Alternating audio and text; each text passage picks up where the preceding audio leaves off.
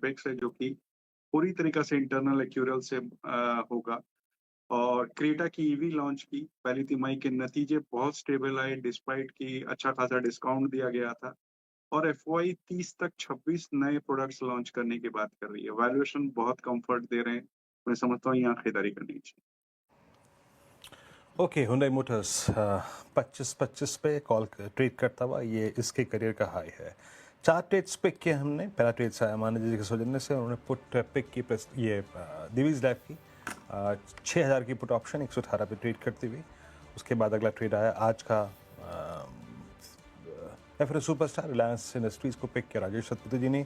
तीसरा ट्रेड रहा कविता जी के सौजन्य से आज का चार्ट का चमत्कार चोरा इन्वेस्ट। और आखिरी कॉल रही हुंडई मोटर्स अभी राजेश अग्रवाल साहब की। 4 ट्रेड्स ये हो गए। निफ्टी अब कुल मिला के अगर आप देखें तो एक रेंज में रहने के बाद शायद रेंज के ठीक मिड भाग की तरफ ट्रेड करता हुआ, प्रोसीड करता हुआ शायद इसी की तरफ क्लोजिंग के लिए जाए। और बैंक निफ्टी ने जो अपना लॉस्ट ग्राउंड था, लॉस्ट ग्राउंड शब्द का इस्तेमाल मैं इसलिए कर रहा हूँ क्योंकि 54,000 की ट्रेजेक्ट्री को जाते जाते ये रीगेन कर रहा है, जहाँ पे अब मंथली बेसिस पे जो पुट राइटर्स हैं वो सितंबर के थोड़े से उनके एफर्ट्स नज़र आ रहे हैं। लेकिन कोलैप्स क्या क्या हुआ और नई अगर आप देखें जो वीकनेस कहाँ कहाँ पे है, जरा एक बार लेके आइएगा आप टीसीएस, फिर लेके आइए आप कोफोर्ज आपको याद होगा हम कल भी शॉर्ट की बात कर रहे थे, वीकनेस की बात कर रहे थे, डाउनसाइड को प्ले करने की बात कर रहे थे।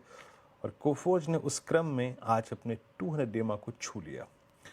ये आपकी स्कैनिंग क्या कहती है राजेश सतपुते जी? अभी सिंस आप कभी कभी आईटी में रिवर्सल भी खेलते हैं, शॉर्ट भी खेलते हैं, प्राइस डैमेज तो आज इन्फोसिस में हुआ, बट अगर शॉर्ट का व्यू लेना हो किसी लॉन्ग के अगेंस्ट, मतलब कोई हेज पोजीशन या फिर नेकेड शॉर्ट भी करना हो, तो आईटी में कौन सा प्रिफर्ड स्टॉक है इस वक्त?